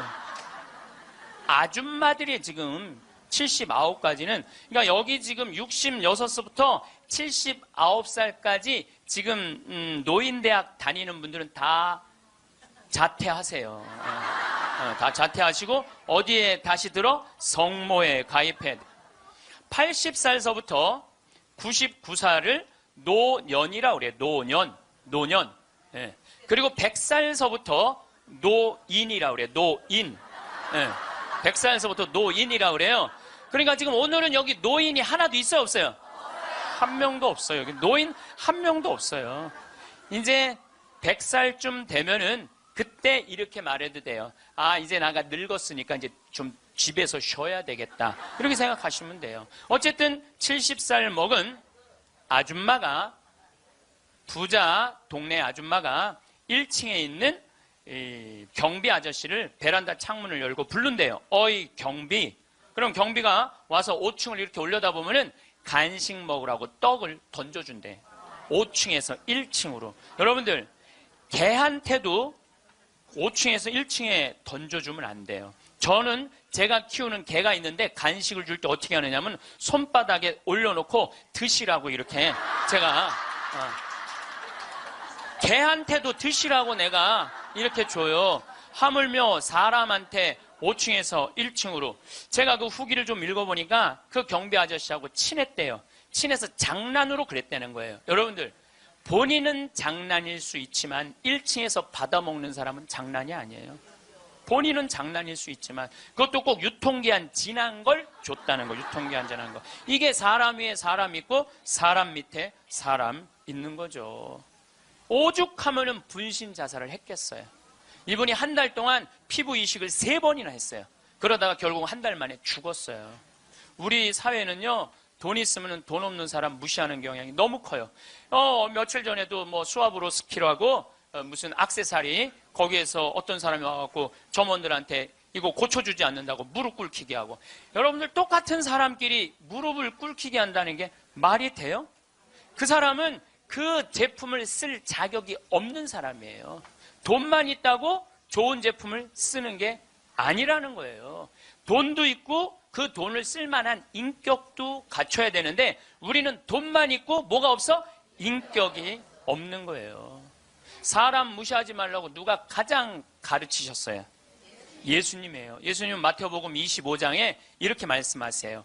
양떼, 염소떼 나눠놓고 양떼들한테 이렇게 말씀하세요. 너희는 하늘나라를 차지해라. 우리가 뭘 잘했다고 하늘나라를 차지합니까? 너희들은 내가 목말랐을 때, 굶주렸을 때, 헐벗었을 때, 병들었을 때, 감옥에 갇혔을 때, 나그네 되었을 때 따뜻하게 맞이해줬다. 주님, 우리가 언제 그랬습니까? 그러니까 예수님 이렇게 말씀하세요. 너희 형제 중에 가장 보잘것없는 사람 하나에게 해준 게 곧 내게 해준 것이다. 혹시 여러분들 노숙자의 집에 가갖고 노숙자들한테 식사를 한번 대접했어. 그러면은 그 노숙자한테도 대접했지만은 누구한테도 대접한 거야? 그렇죠. 노숙자 안에 있는 예수님한테도 대접한 거예요. 그러니까 그걸 다 대접받았던 예수님은 마지막 날에 그 대접받은 걸 다 갚은 거예요. 근데 여러분들이 병든 사람, 감옥에 갇힌 사람, 노숙자들한테 한 번도 대접해 준 적이 없어. 마지막 날 예수님한테 받을 거 있어요, 없어요? 없어요. 지금 어려운 이웃한테 잘 베풀어 준 사람은 나중에 가서 예수님한테 따질 수 있어. 내놓으라고. 내가 해준 거. 해준 거 내놓으라고 따질 수 있어요. 예수님 마태복음 25장에 말씀하셨기 때문에. 근데 왼편에 있는 사람한테는 예수님이 이렇게 말씀하세요. 악마와 그의 졸도들을 가두려고 준비한 영원히 꺼지지 않는 불 속으로 들어가라. 우리가 뭘 잘못했다고 그럽니까? 그냥 예수님이 이렇게 말씀하세요. 너희들은 내가 목말랐을 때, 굶주렸을 때, 헐벗었을 때, 병들었을 때, 감옥에 갇혔을 때, 나그네 되었을 때 따뜻하게 맞이하지 않았다. 주님, 우리가 언제 그랬습니까? 그러니까 예수님이 이렇게 말씀하세요. 너희 중에 가장 보잘것없는 사람 하나에게 해주지 않은 것이 곧 내게 해주지 않은 것이다. 자, 여기 계신 여러분 모두 안에 지금 예수님 계세요, 안 계세요? 계세요. 여러분들 무시당하면 돼요, 안 돼요? 안 돼요. 여러분들이 잘나서 무시당하면 안 되는 게 아니라 여러분들 안에 계신 예수님 때문에 무시당하면 안 돼요. 자기 자존심을 지키는 거는 여러분들은 예수님이 거하는 성전이기 때문에 여러분들 자존심을 지켜야 돼요. 저는 이번에 아주 굉장히 슬펐다가 너무너무 멋있는 사장님을 하나 만났어요. 도시락 업체, 그것도 미국에서 와서 우리나라에서 사업을 하는 도시락 업체 사장님인데 우리도 고객을 존중해야 되지만 고객도 우리를 존중해 주지 않으면 내쫓겠다 이거예요. 그 선언서를 제가 읽어드릴게요. 제목이 참 재미나요. 공정 서비스 권리 안내. 우리 직원이 고객에게 무례한 행동을 했다면 직원을 내보내겠습니다. 그러나 우리 직원에게 무례한 행동을 하시면 고객을 내보내겠습니다. 참 멋있죠? 우리 부관장 신부님이 로마 유학 갔다 오신 분이에요. 그런데 저녁에 맥주집에 이제 뭐 신학생 때 갔으니까 맥주 막 먹을 때잖아요. 맥주를 먹으니까 떨어지면 뭐라 그래? 웨이터, 웨이터 계속 불렀대요. 그랬더니 사장이 딱 오더니 나가라고 그러더래요. 왜 나가냐고 그러니까 왜 우리 직원을 종 부리듯 부리느냐고. 술 떨어진 거 알면 우리가 찾아가고 필요한 거 있느냐고 물어볼 텐데 왜 내 직원을 종 부리듯 부리느냐고. 이렇게 종 부리듯 부리는 당신은 여기서 맥주 먹을 자격 없다고 나가라고. 근데 이게요, 유럽도 그러고 미국도 그래요. 미국도 가면은요, 아줌마 못 불러요. 올 때까지 기다려야 돼. 근데 우리는 내가 돈 주고 부린다고 식당에 가서 어떻게 해? 아줌마 왜 안 갔다 와? 안 갖고 와? 이게 종 부리듯 부리는 거예요. 이 뒷말이 더 멋있어요. 상품과 대가는 동등한 교환입니다. 우리 직원들은 훌륭한 고객들에게 마음 깊이 감사를 담아 서비스를 제공하겠지만 무례한 고객에게까지 그렇게 응대하도록 교육하지는 않겠습니다. 그러니까 무례한 고객한테 죄송합니다, 죄송합니다 그렇게 안 가르치겠다는 거예요. 당신은 물건 살 자격 없으니까 나가라고 가르치겠다는 거예요. 우리 직원들은 언제 어디서 무슨 일을 하든지 항상 존중을 받아야 할 훌륭한 젊은이들이며 누군가에게는 금쪽 같은 자식이기 때문입니다. 직원에게 인격적 모욕을 느낄 언어나 행동, 큰 소리로 떠들거나 아이들을 방치하여 다른 고객들을 불편하게 하는 행동을 하실 경우에는 저희가 정중하게 서비스를 거부할 수 있음을 알려드립니다. 사장이 이렇게 딱 써놓은 거예요. 앞에다가. 얼마나 멋있는지 몰라요. 그러니까 예수님도 어느 누구도 함부로 대하지 말라는 거. 어느 누구도. 또 마태복음 18장 10절에 이런 말씀을 하세요. 너희 중에 가장 작은이라도 업신 여기지 말아라. 왜냐하면 그의 수호천사가 하늘에서 매일 아버지의 얼굴을 뵙고 있다 그래요. 수호천사가. 여기 계신 분들 이렇게 말씀하시는 분들 계세요. 나는 지질이 복도 없는 년이라고. 나는 남편 복도 없고 자식 복도 없는 지질이 복도 없는 년이라고. 그 지질이 복도 없는 년도 수호천사가 한 분씩 다 있다는 얘기예요. 수호천사가 수호천사 한 분씩 다 있는 거예요. 그러니까 여기 계신 여러분들 전부 지금 수호천사 있어요, 없어요? 있어요. 여러분들 언제 수호천사가 여러분들 가장 곁에 있느냐면 여러분들이 성체 영화로 나올 때 수호천사가 항상 여러분들을 수호하고 나온다는 거예요. 여러분들 대단한 분들이에요. 수호천사 한 분씩 다 거느리고 있으니까. 그러니까 무시당하면 돼요, 안 돼요? 무시당하면 안 돼요. 예수님은 이 세상에 오셨을 때도 가진 자 편에 서지 않고 가지지 못한 자 편에 서세요. 부처님 아버지는 직업이 뭐죠? 부처님 아버지는 왕이었어요. 공자님 아버지는 관리였어요. 마호메트 아버지는 큰 부자 상인이었어요. 물론 마호메트 엄마가 뱃속에 있을 때 돈 벌러 나갔다 죽어요. 그래갖고 마호메트는 유복자. 예수님 아버지는 직업이 뭐예요? 목수. 내가 신학교 다닐 때 신론 배울 때 예수님 아버지는 성부라고 예수님 아버지 직업은 하느님이었어요. 하느님. 예수님 양아버지 직업은 뭐예요? 목수예요. 2000년 전에 목수는 하루에 2끼 정도 먹었다고 그래요. 그러니까 가난한 집에 태어나신 거예요. 예수님은. 굳이 당신이 선택해서 올 수 있었는데 굳이 가난한 집에 택해서 오신 이유는 뭐냐면 가난한 이들과 함께 하겠다는 거예요. 그걸 당신 태어날 때 천사들이 누구를 초대하느냐면 목동들을 초대해요. 야, 삼왕은 자기네들이 찾아온 거고 예수님이 초대한 건 누구냐면은 목동들이에요. 저기 대단한 분 태어났으니까 가봐라. 그래갖고 예수님한테 처음으로 인사를 한 사람들은 목동들이야. 우리가 알퐁소 토대의 별이라는 책을 읽어갖고 목동을 굉장히 낭만적인 사람들로 알고 있는데 중동에 가보면요 세상에 더러운 게 목동이에요. 그래서 목동하고 상대하지 말라 그래. 도둑놈들이라고. 상대하지 말라 그래. 왜냐하면 한번 풀 뜯으러 염소 풀 뜯으러 나가면은 한 달을 돌아다녀야 되거든요. 그러니까 한 달 동안 내가 가서 보니까 머리에 떡을 칠하고 다녀요. 먹을. 냄새가 얼마나 나는지 몰라. 또 밤낮에 기온차가 많으니까 옷을 몇 겹을 입고 한 달 동안 안 빨고 그것만 입고 다니는 거예요. 그 더럽고 냄새나는 목동들을 예수님은 첫 손님으로 초대한 거예요. 이게 누구를 초대하겠다냐? 보잘것없는 사람들을 귀하게 여기겠다는 거예요. 그리고 당신 활동하실 때는 앞 못 보는 사람, 듣지 못하는 사람, 말하지 못하는 사람, 팔 오그라드는 사람, 등 굽은 여자, 다리 오그라드는 사람, 몸 썩어가는 나 환자, 몸 파는 여자, 나라 팔아먹은 세리들이랑 먹고 마시고 놀았다고 그래요. 저는 신약 성서 읽으면서 가장 가슴 떨리는 성서 구절이 뭐냐면 예수님은 그들과 먹고 마시고 놀았다. 이거를 읽으면 막 가슴이 떨려요. 여러분들 세상에 먹고 마시고 노는 것처럼 중요한 일이 어디 있어요? 그렇죠? 여러분들 저하고 방송을 통해서 유튜브를 통해서 친숙하시죠? 친숙하다 하더라도 나하고 먹고 마시고 놀진 않잖아요. 먹고 마시고 놀 수 있는 사이는요 친하지 않으면 못해요. 여러분들도 누구랑 먹고 마시고 놀아요? 친한 사람들이랑 먹고 마셔요. 오늘 이거 끝나고 나면 길거리에 나가고 너 오늘 나하고 먹고 마시고 놀자. 길거리에 있는 사람한테 말할 수 있어요, 없어요? 귀싸대기 맞을 거예요. 여기 오늘 같이 온 친구들하고, 야, 우리 오늘 강의 끝났으니까 여기 명동에 가서 우리 먹고 마시고 놀자. 친하지 않으면 못하는 거예요. 친하지 않으면. 그리고 먹고 마시고 노는 사이는 그 사람의 속사정을 다 알아요. 그 사람이 뭘 힘들어하는지, 그 사람의 고민이 뭔지 먹고 마시고 놀지 않으면 모르는 거예요.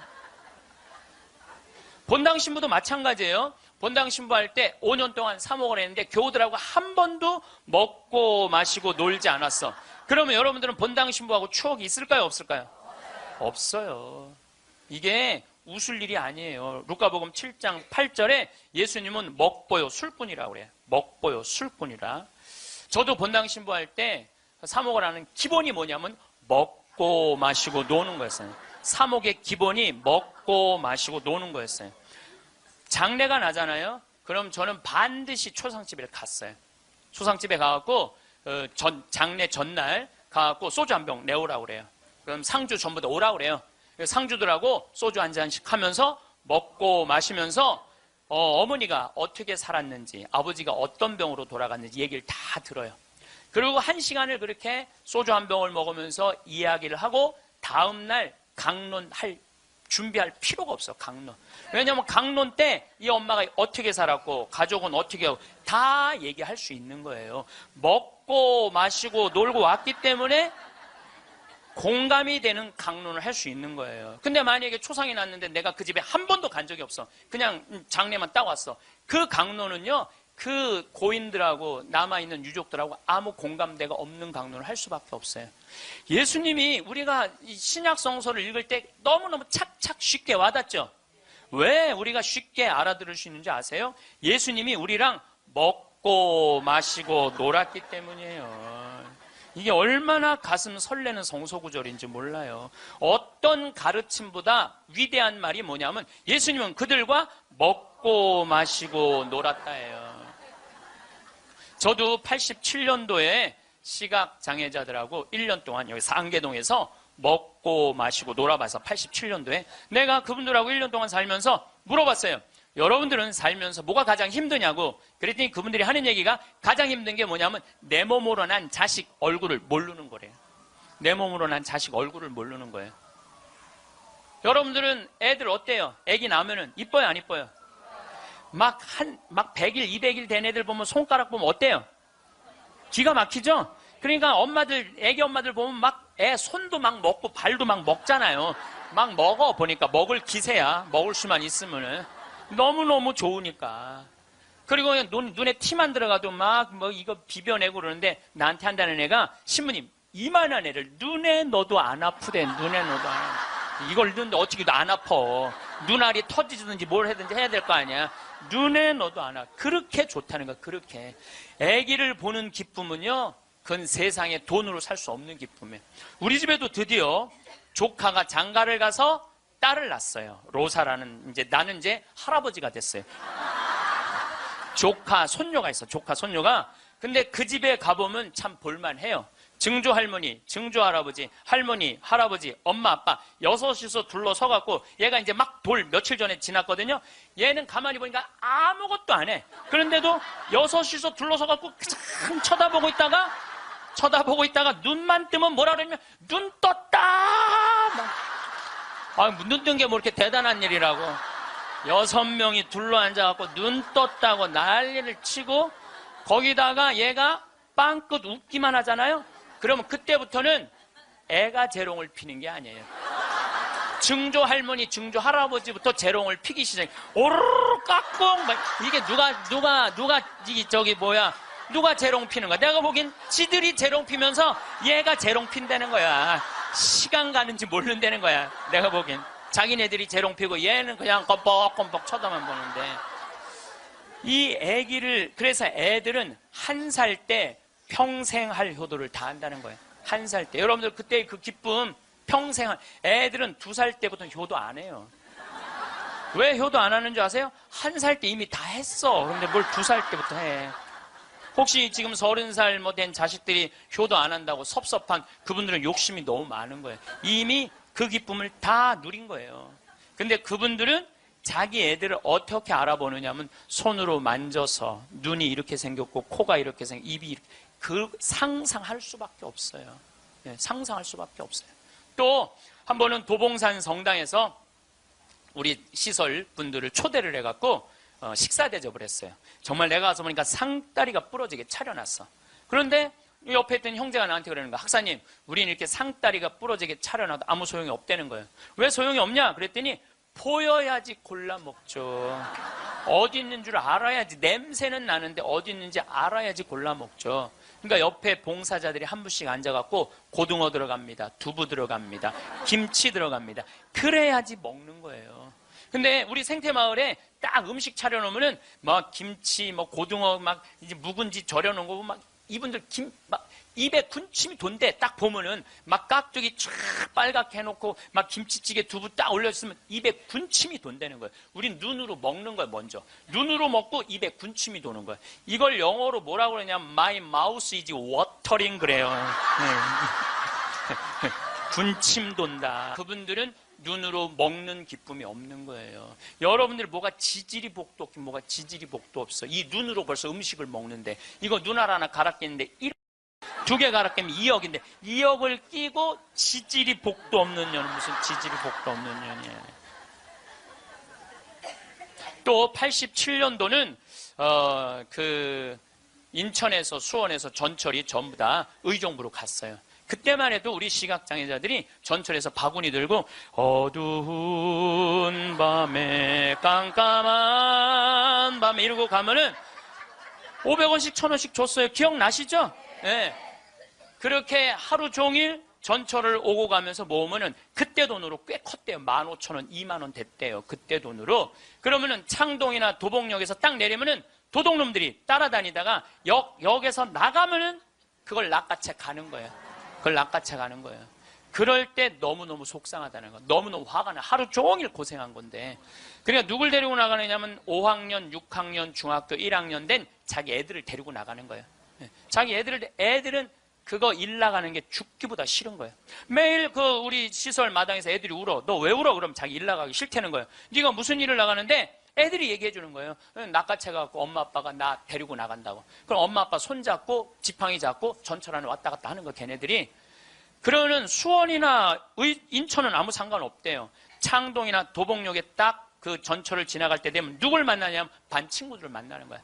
반 친구들이 그걸 보고 다음날 학교 가서 다 소문을 내는 거야. 제 엄마 손잡고 구걸하러 다닌다고. 얼마나 그 나이에 자존심이 상해요. 그러니까 내가 그들과 먹고 1년 동안 먹고 마시고 놀지 않았으면 그분들의 아픔을 몰랐을 거예요. 예수님은 이 세상에 오셔서 3년 동안 정말 가지지 못한 사람이나 가진 사람이나 누구하고 먹고 마시고 놀았어요. 그러니까 강생이라는 말 참 많이 듣죠. 예수님은 이 세상에 강생하셨다. 그냥 몸만 오신 게 아니에요. 삶 자체로 이 세상에 들어오신 거예요. 그래서 우리랑 먹고 마시고 놀면서 우리가 고민하는 게 뭔지, 우리가 힘들어하는 게 뭔지 너무너무 잘 아셨어요. 그래서 예수님은 특별히 아픈 사람들, 병든 사람들 고쳐주는 거 주저하지 않으셨어요. 다 고쳐주셨어요.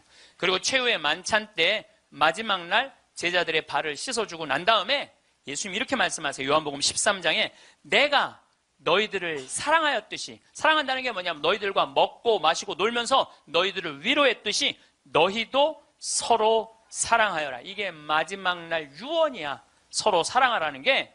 그런데 지금 한국에는 크리스찬이 2천만이 있어요. 개신교 1,500만, 가톨릭 500만. 크리스찬이라는 건 뭐냐면 그리스도처럼 살겠다는 거예요. 여기 계신 여러분들 전부 왜 세례받았냐면 그리스도처럼 살라고 세례받은 거야.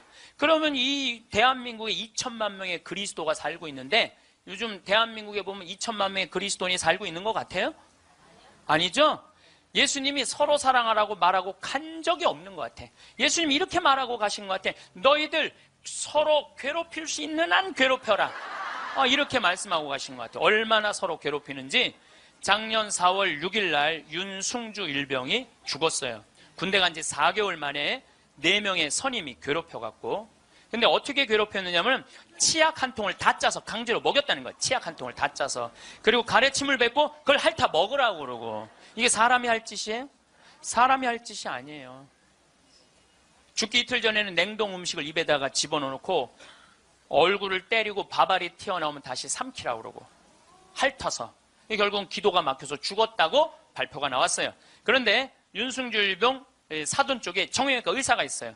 젊은 애가 기도가 막혀 죽을 리가 없다. 한번 시신을 다시 보자. 시신을 꺼내봤더니 온몸에 피멍이 다 들은 거야. 이틀 동안 마대자루로 때린 거예요. 그래갖고 맞아 죽은 거예요. 쉽게 말하면 맞아 죽은 거예요. 잠도 안 재우고.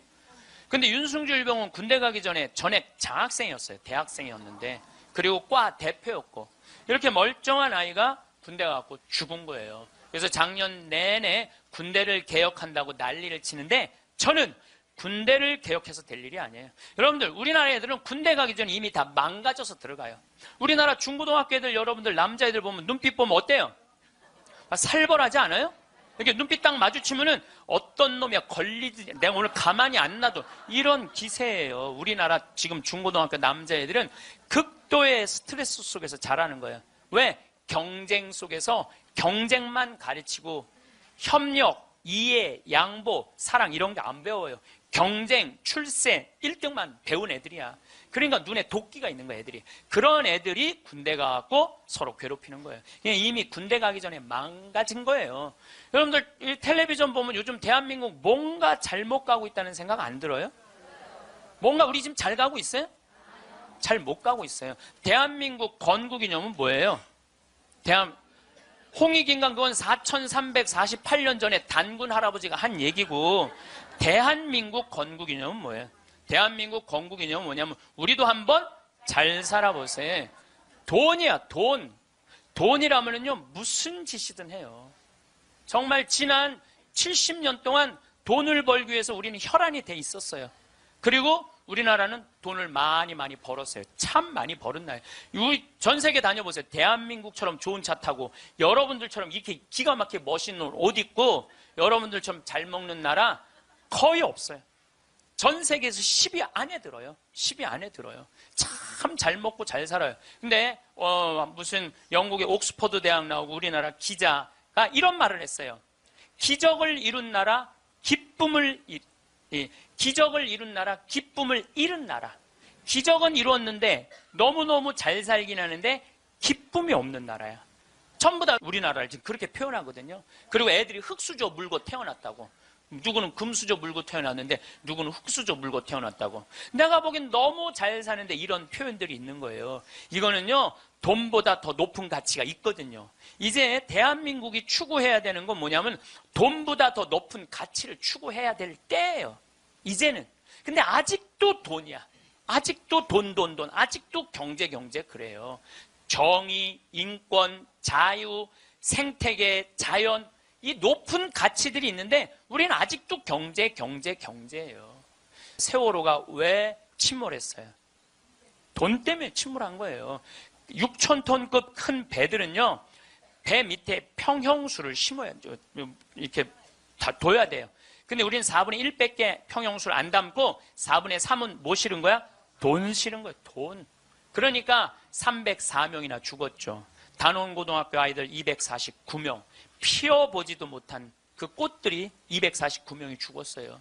이게 대한민국 모두의 책임이에요. 세월호의 책임만이 아니라는 거예요. 어른 55명이 죽은 거예요. 돈 때문에. 핀란드라는 나라는 건국이념이 뭐냐면 나눔이야, 나눔. 이 나라는 러시아의 100년 지배를 받아요. 100년 지배를 받으면서 독립을 해요.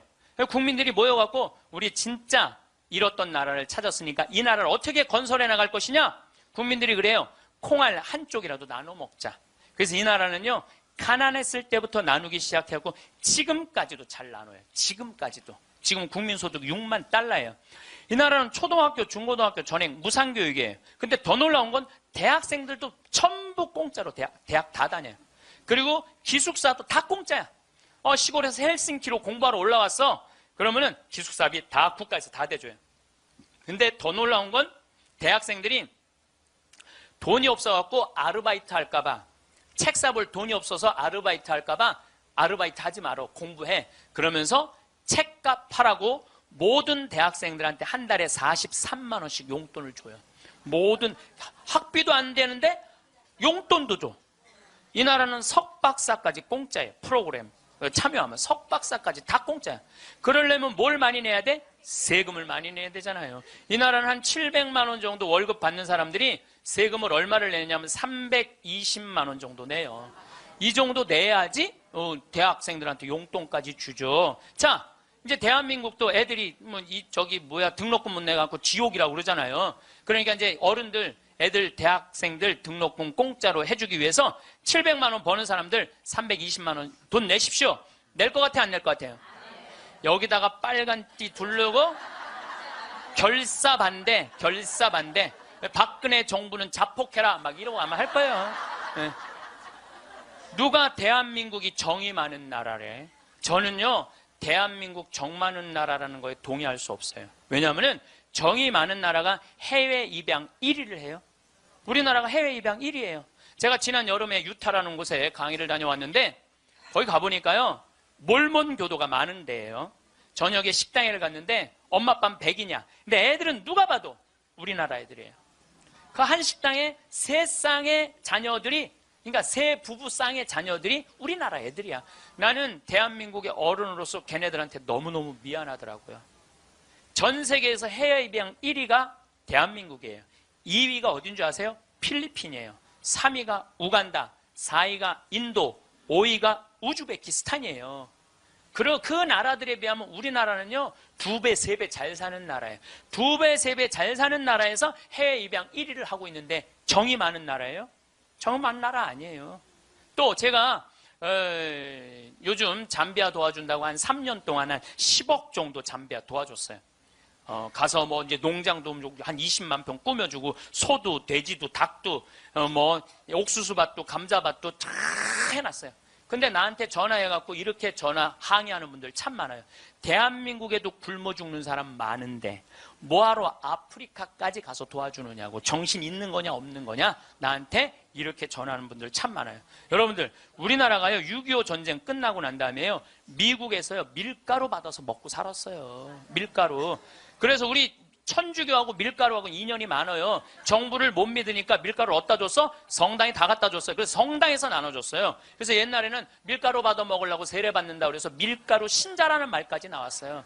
그렇게 우리가 그 배고픈 시기를 미국에서 원조 받아갖고 버텨냈어. 그럼 세계에서 9번째로 1조 달러가 넘는 나라가 9나라인데 우리나라가 9번째 1조 980억 달러예요. 그렇게 잘 사는 나라가 아프리카의 나라 도와주는 건 당연한 거예요. 받았으면 줘야지. 받고 우린 꿀떡하고 끝나고 있어요. 근데 그게 OECD 국가 중에 가난한 나라 안 도와주기로 우리나라가 1등이에요.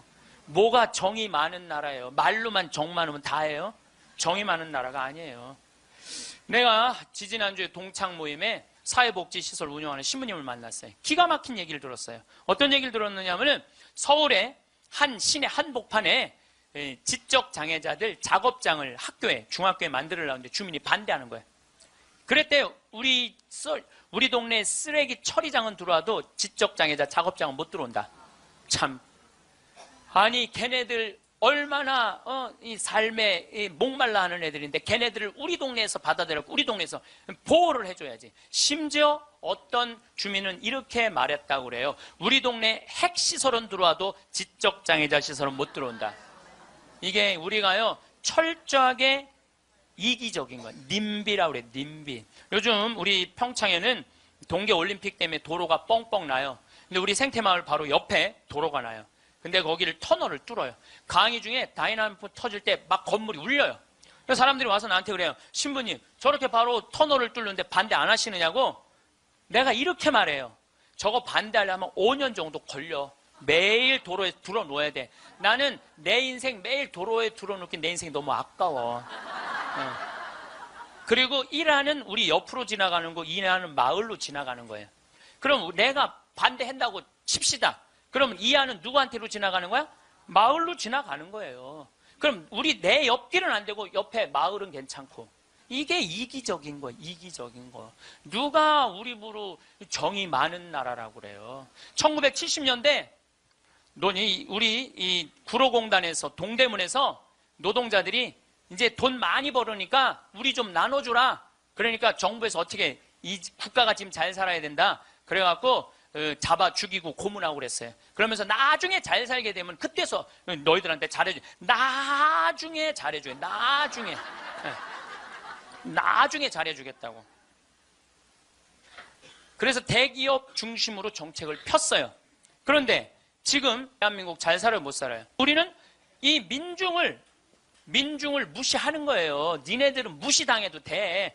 니네들은 돈 기업에는 515조나 있으면서 안 내놓는 거예요. 세금으로 안 내놓는 거예요. 그냥 가지고 있는 사람만 더 부자가 되는 거예요. 가지고 얼마 전에 우리 삼성이 아시아 최고의 부자 가문이 됐대요. 저는 그걸 읽으면서 너무너무 창피했어요. 왜 너무너무 창피했느냐 하면은 우리나라는 경제 규모가 1조 달러야. 일본은 6, 그럼 최고의 부자는 일본이나 중국에서 나와야지 우리나라에서 나와요. 이 얘기는 뭐냐면 삼성이 회사 운영을 잘하기도 했지만 중소기업, 하청업체들한테 1,000원 주고 500원 주고 그 나머지 500원 갖고 아시아 1위 된 거예요. 다 같이 잘 살아야지 잘 사는 거지 한 기업만 잘 산다고 잘 사는 게 아니에요. 그리스가 왜 망했어요? 그리스가 한두 부자 자기네들 세금 다 뒤로 돌리는 바람에 나라가 망한 거예요. 나중에 나누긴 뭘 나중에 나눠. 노동자들이 잘 살아야지 국가가 잘 사는 거예요. 호주만 해도 광부들이 연봉이 얼마냐면 1억 2천이에요. 광부들이. 내가 지금 호주에 나오고 같이 봉사활동 다니는 치과의사, 우리 요한 바오로 치과의사가 있는데 어저께 나한테 한 얘기예요. 신부님, 호주에는 배관공, 전기공, 목수가 저보다 돈 더 많이 벌어요. 아주 능력 있는 치과의사인데 돈 더 많이 번다는 거예요. 그러니까 노동자가 잘 사는 나라가 행복한 나라예요. 예.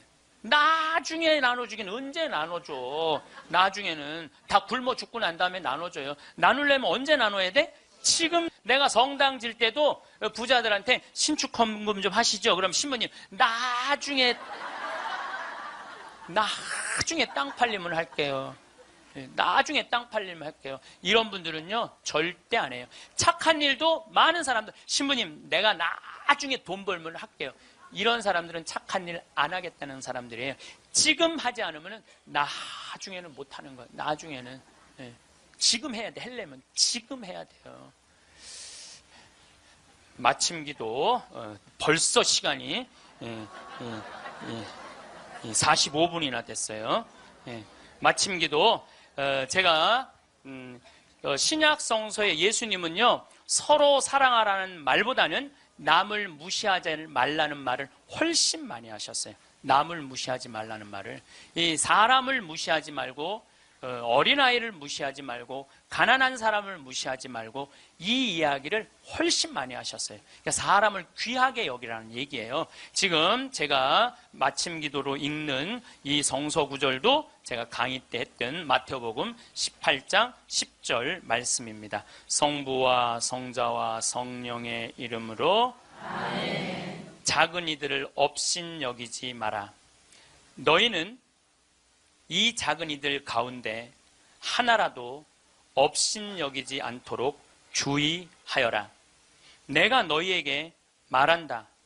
하늘에서 그들의 천사들이 하늘에 계신 내 아버지의 얼굴을 늘 보고 있다. 사랑 많으신 하느님 아버지, 당신은 아들 예수님을 이 세상에 보내셔서 우리와 함께 먹고 마시고 놀면서 우리들이 이 세상살이 하면서 힘들어하는 것을 위로해 주시기 위하여 당신 아들을 파견하셨나이다. 그 거룩한 예수 성심을 닮아 우리들도 생활 안에서 만나는 우리 주위 사람들 무시하지 않고 그들을 존중하고 그들 안에 있는 예수님의 모습을 찾아내어 그들을 존중할 수 있는 그러한 지혜 허락하소서. 영광이 성부와 성자와 성령께 성부와 성자와 성령의 이름으로 아멘. 네, 감사합니다.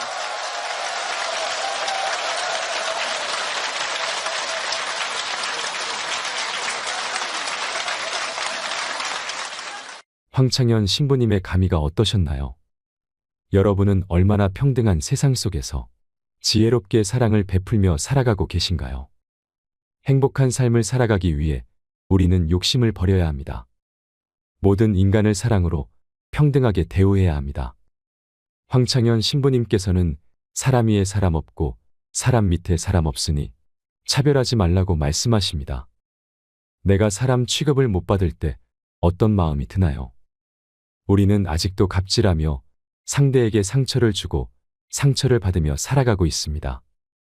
특히 대한민국은 돈이면 다 되는 세상으로 나아가고 있습니다. 돈 있고 권력 있는 사람들이 돈 없고 권력 없는 사람들을 무시하는 경향이 너무나 크지요. 돈 있다고 갑질하며 살면 그게 자신에게 부메랑이 되어 돌아옵니다. 사람 밑에 사람 없고 사람 위에 사람 없다는 말씀을 기억하세요. 이상으로 책틀맨이었습니다. 지혜를 쌓는 당신의 오늘이 아름답습니다. 더 좋은 영상으로 찾아뵙겠습니다.